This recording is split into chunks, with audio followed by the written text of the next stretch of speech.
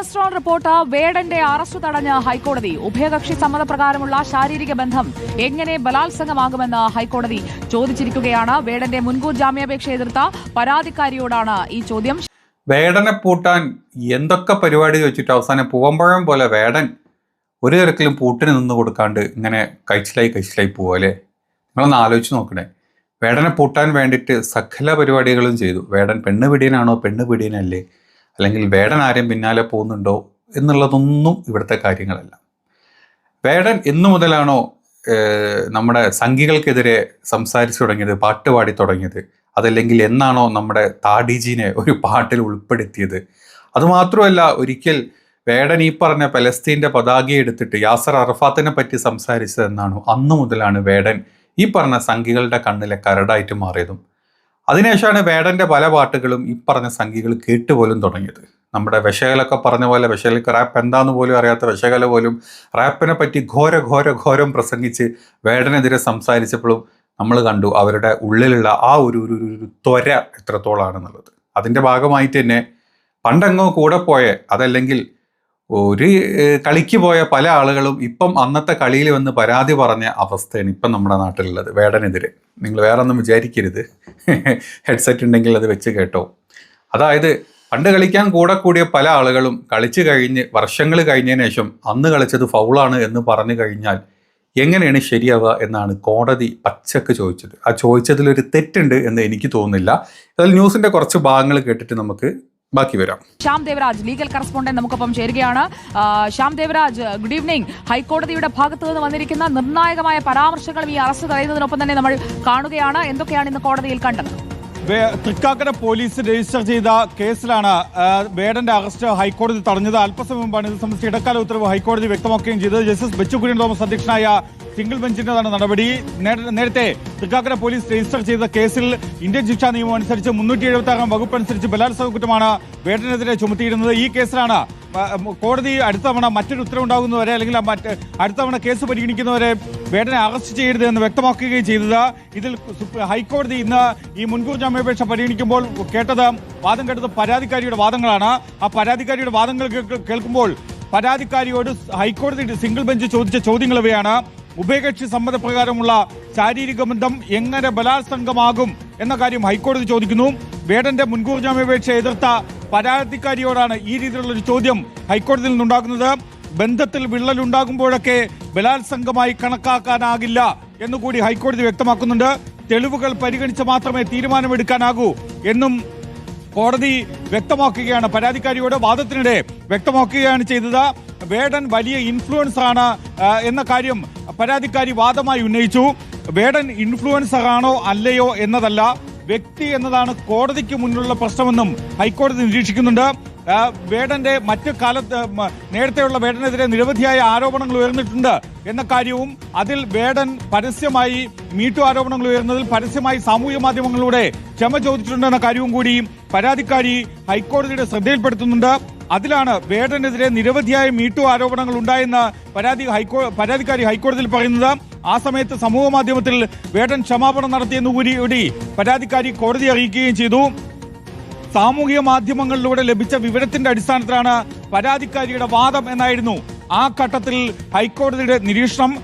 ഇത്തരം സാമൂഹ്യ മാധ്യമങ്ങളിലൂടെ ലഭിച്ച വിവരങ്ങളുടെ അടിസ്ഥാനത്തിൽ മാത്രം ഹൈക്കോടതിക്ക് തീരുമാനമെടുക്കാനാകില്ല എന്നുകൂടി ജസ്റ്റിസ് ബെച്ചുകുര്യൻ തോമസ് അധ്യക്ഷനായ സിംഗിൾ ബെഞ്ച് വ്യക്തമാക്കുകയും ചെയ്തിട്ടുണ്ട്. ഇൻഫ്ലുവൻസർ ആണോ അല്ലയോ എന്നതല്ല കോടതിക്ക് മുന്നിലുള്ള പ്രശ്നം. ഒരു വ്യക്തി ഒരു കുറ്റകൃത്യത്തിൽ പ്രതിയാണെങ്കിൽ അത് വ്യക്തി എന്ന നിലയിലാണ് കോടതിയുടെ മുന്നിലുള്ള പ്രശ്നം. എല്ലാവരും അമർ ചിത്രകഥ വായിച്ചാണ് കുട്ടിക്കാലത്ത് വളർന്നു വന്നത്. അവർക്കെല്ലാം രാമായണവും മഹാഭാരതവും ഉൾപ്പെടെയുള്ള പുരാണ കഥകൾ നന്നായി അറിയാം എന്ന കാര്യവും കൂടി ഹൈക്കോടതി വിമർശനമായി തന്നെ ഒരു ഘട്ടത്തിൽ നിരീക്ഷിക്കുകയും ചെയ്തു, പറയുകയും ചെയ്തു. എന്തായാലും വേടനെ സംബന്ധിച്ച് ആശ്വാസകരമാകുന്ന നിലപാടാണ് ഇന്ന് ഹൈക്കോടതിയിൽ നിന്നുണ്ടായത്. അത് വേടന്റെ മുൻകൂർ ജാമ്യാപേക്ഷയിൽ വേടന്റെ അറസ്റ്റ് തടയുന്ന നടപടിയിലേക്കാണ് ഹൈക്കോടതി എത്തുകയും ചെയ്തിട്ടുള്ളത്. സുജയ. പരാതിക്കാരിയോട് കോടതി ഉന്നയിച്ച ചോദ്യങ്ങൾ ഇപ്പോൾ അറസ്റ്റ് തടഞ്ഞു ആ ഒരു സാഹചര്യമാണ് നമ്മൾ കാണുന്നത്. പക്ഷേ ഈ കേസിന്റെ മെറിറ്റിലേക്ക് വരുമ്പോൾ വേടനെതിരെ നേരത്തെ ആരോപണങ്ങൾ ഉന്നയിച്ചു. എന്നാൽ അതിനുശേഷം ഇവർ തമ്മിലുള്ള ഒരു സ്വരച്ചേർച്ചയില്ലായ്മയിലേക്ക് എത്തിയ ഒരു കാലഘട്ടത്തിലാണ് അവർക്ക് ഈ പരാതിയിലേക്ക് വരുന്നത് എന്നതുകൂടി കോടതിയുടെ പ്രധാനപ്പെട്ട ഒരു നിരീക്ഷണമായി വരികയില്ല. അത് മറ്റു കേസുകൾക്കും ബാധകമാകുന്ന തരത്തിലുള്ള ഒരു കമന്റായി വരികയില്ലേ ഇതിന്റെ ഒരു ഫൈനൽ വേർഡിക്റ്റിലേക്ക് എത്തുമ്പോൾ? സുജയ ഭഗവതി, നമ്മൾ അങ്ങനെ വിചാരിക്കേണ്ടതില്ല. ഇത് ഇക്കാര്യത്തിൽ ഈ കേസിനെ സംബന്ധിച്ചാണ് കോടതി അക്കാര്യം പരിഗണിക്കുന്നതും കോടതി അക്കാര്യത്തിൽ ഒരു നിരീക്ഷണം നടത്തുന്നതും.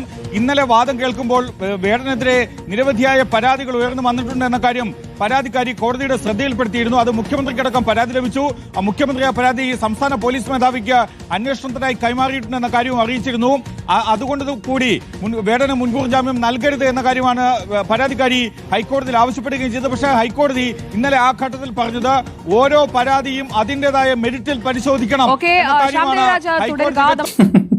ഒരു മിനിമം സംഖ്യയായിട്ടുള്ള നമ്മുടെ സുജയ് അതിന്റെ അവസാനത്തോട്ട് ഒരു ചെറിയൊരു ക്ലോസ് ഇട്ട് നോക്കി. അതായത് ഇത്തരത്തിലുള്ളൊരു കോടതി പറഞ്ഞു കഴിഞ്ഞാൽ, അതായത് പരസ്പര സമ്മതത്തോടെ ഒരു കളി കഴിഞ്ഞ് വർഷങ്ങൾക്ക് ശേഷം ഇങ്ങനെ ഒന്ന് സംസാരിച്ച് കഴിഞ്ഞാൽ ഇത് കേസെടുക്കാണ്ടിരുന്നു എന്ന് കോടതി പറഞ്ഞാൽ അത് ഇനിയുള്ള മറ്റ് കേസുകൾക്കൊക്കെ ഇത് എഫക്റ്റ് ചെയ്യില്ലേ എന്ന് നമ്മുടെ സംഘടി ചെറുതായിട്ടൊന്ന് ഇട്ട് നോക്കി.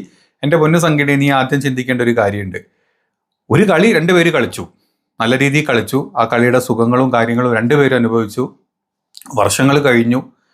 ഒരു ചാൻസ് കിട്ടിയ സമയത്ത് അത് ആരുടെ ഇൻഫ്ലുവൻസ് കൊണ്ടാണ് എന്നുള്ളത് നമുക്ക് എല്ലാവർക്കും പച്ച പകൽ പോലെ നമുക്കറിയാം. നമ്മുടെ നാട്ടിലെ സംഘപരിവാളങ്ങളുടെ ഇൻഫ്ലുവൻസ് കൊണ്ട് തന്നെയാണ് ഇപ്പം ഈ പറഞ്ഞ പണ്ടത്തെ കളിക്കാർ പലരും പുറത്തോട്ട് വന്നു. അന്ന് കൂടെ കളിച്ച ഒരാൾക്കെതിരെ വീണ്ടും കേസ് കൊടുത്തു. അന്നത്തെ കളി ഫൗളാണ് കളിച്ചതെന്നും പറഞ്ഞിട്ട് കളിച്ചു കഴിഞ്ഞാൽ കളി കഴിഞ്ഞു, റിസൾട്ട് വന്നു, എല്ലാം കഴിഞ്ഞു. ആ ഒരു ടൂർണമെൻ്റ് പരിപാടികൾ കഴിഞ്ഞു. ഇനി വന്നിട്ട് അന്നത്തെ ടൂർണമെൻറ്റിൽ ഇഷ്യൂ ഉണ്ടെന്ന് പറഞ്ഞു കഴിഞ്ഞാൽ ഏത് കമ്മിറ്റിക്ക് കേസെടുക്കാൻ പറ്റും? ഞാൻ അത്ര വളരെ സിമ്പിളായിട്ട് ചോദിക്കുകയാണ്. ഒരു ടൂർണമെൻറ്റ് കഴിഞ്ഞ് കളി കഴിഞ്ഞ് എല്ലാം കഴിഞ്ഞിട്ട് റിസൾട്ടും വന്ന് പോകേണ്ടവരൊക്കെ പിരിഞ്ഞു പോയിട്ട് അതിന് വന്ന് കമൻട്രി പറഞ്ഞ് അതല്ലെങ്കിൽ അതിനെതിരെ കേസ് കൊടുക്കണം അല്ലെങ്കിൽ ഫൗളാന്ന് പറഞ്ഞു കഴിഞ്ഞാൽ ഒരു കമ്മിറ്റിക്കും കേസെടുക്കാൻ പറ്റില്ല. അതുപോലെ തന്നെ ഇങ്ങനത്തെ ഒരു പരിപാടി കഴിഞ്ഞു, അന്ന് ചെയ്യേണ്ടതൊക്കെ ചെയ്ത് പരസ്പരം അറിയാണ്ട് ഒക്കെ ചെയ്യലൊക്കെ ചെയ്ത് കഴിഞ്ഞിട്ട് കൊല്ലങ്ങൾ കഴിഞ്ഞിട്ട് ഒരു കേസിന് വന്നു കഴിഞ്ഞാൽ ഏത് കോടതി കേസെടുക്കും? ഇനി അതല്ല അന്ന് ചെയ്തത്, അന്ന് ശരിക്കും ഉഭയകക്ഷി സമ്മതത്തോടെയല്ല ചെയ്തത് എന്നുള്ളതിനുള്ള വ്യക്തമായിട്ട് തെളിവുണ്ടെങ്കിൽ നിങ്ങൾ കാണിച്ചതാ. അതല്ലാണ്ട് എല്ലാം കഴിഞ്ഞ് ഇപ്പോൾ വന്നിട്ട് നമ്മൾ ഫൗള് കളി കളിച്ചു എന്ന് പറഞ്ഞു കഴിഞ്ഞാൽ ആരും കേസെടുക്കില്ല. പിന്നെ അത് ഇപ്പോഴത്തെ അല്ലാത്ത ബലാത്സംഗ കേസുകൾക്ക് ഒരു ആസ്പദം അല്ലെങ്കിൽ ആധാരമായിട്ടുള്ള ഒരു വിധിയുമില്ല.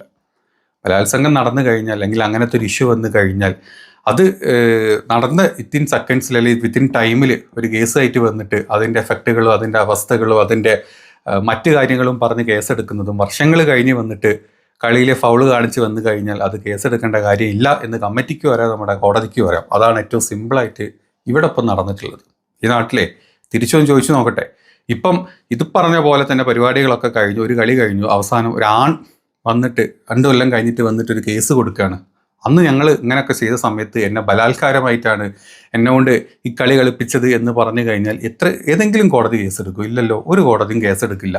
ഈ നാട്ടിൽ ഈ പറഞ്ഞ ഇമ്മാതിരി പരിപാടികൾക്കൊക്കെ കഴിഞ്ഞ് വന്നിട്ട് എല്ലാ സുഖങ്ങളും സുഖിച്ച് കഴിഞ്ഞ് പുറത്ത് വന്നു കഴിഞ്ഞാൽ പെണ്ണിന് മാത്രമേ ഈ ഒരു ഓപ്ഷൻ ഉള്ളൂ എന്നുള്ളതും ഒരു വല്ലാത്തൊരു പരിതാപകരമായിട്ടുള്ള അവസ്ഥയാണ് നമ്മുടെ നാട്ടിൽ. അപ്പം അതുകൊണ്ടൊക്കെ തന്നെ ഈ ഒരു കാര്യത്തിൽ വേടൻ പുണ്യാളനാണ് അല്ലെങ്കിൽ വേടൻ പെണ്ണിനെ കണ്ടു കഴിഞ്ഞാൽ തിരിഞ്ഞ് നടക്കുന്നവനാണ്, വേടൻ പെണ്ണിനെ കണ്ട കണ്ണടച്ച് നടക്കുന്നവനാണെന്ന് ഞാൻ പറയുന്നില്ല. വേടൻ പെണ്ണിനെ കണ്ട പെണ്ണിൻ്റെ കൂടെ പോവുമായിരിക്കും, ഈ പറഞ്ഞ പോലത്തെ പല കാര്യങ്ങളും നടക്കുമായിരിക്കും.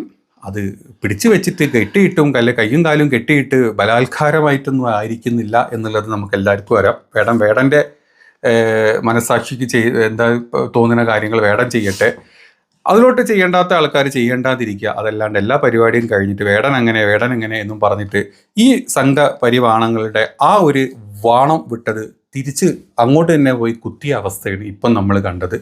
ഏതാണെങ്കിലും കേസ് കഴിയുന്നൊന്നുമില്ല. തൽക്കാലം വേടൻ അപ്രോച്ച് ചെയ്തത് കോടതിയിലോട്ട് മുൻകൂർ ജാമ്യമാണ്. അപ്പോൾ അതിനെ എതിർത്ത് വന്നിട്ടുള്ള പെൺകുട്ടി ആണ് ഈ പറഞ്ഞ അതിജീവിത ആണ് ഇപ്പം പുറത്തോട്ട് വന്നിട്ടുള്ളത്. ആ കുട്ടിയോടാണ് കോടതി ചോദിച്ചത്, മോളെ പണ്ട് കളി കളിച്ചിട്ടുണ്ടെങ്കിൽ അതിപ്പോഴല്ല അതിനുള്ള മറുപടി പറയേണ്ടത്, അന്നായിരുന്നു അതിനുള്ള കംപ്ലൈൻറ്റ് ഫൗള് കളി പറയേണ്ടത് എന്നാണ് ഇന്ന് കോടതി കണ്ടെത്തിയ നിരീക്ഷണം. അതുകൊണ്ട് തന്നെ വേടന് മിക്കവാറും വിധി കംപ്ലീറ്റ് അല്ല, ഒരു ഇടക്കാല വിധിയാണ്, അറസ്റ്റ് ചെയ്യേണ്ട എന്നുള്ള ഒരു വിധിയിൽ തന്നെയാണ് ഇപ്പം കോടതി എത്തിയിട്ടുള്ളത്. അപ്പം പണ്ട് കളിച്ച എല്ലാവർക്കും അല്ലെങ്കിൽ പണ്ട് കളിച്ച ടീമിലുണ്ടായിരുന്ന 2 കളിക്കാരും കുറേ പേരുണ്ട്, ഞാൻ വേടൻ്റെ കാര്യമല്ല പറഞ്ഞു, ഒരുപാട് പേരുണ്ടാവും. അങ്ങനെ കളിച്ച് കളി കഴിഞ്ഞു, കൊല്ലങ്ങൾ കഴിഞ്ഞിട്ട് ഫൗള് കളിയാന്ന് പറഞ്ഞിട്ട് കാര്യമൊന്നുമില്ല. കമ്മിറ്റി കേസ് എടുക്കുന്നതല്ല. Mind it.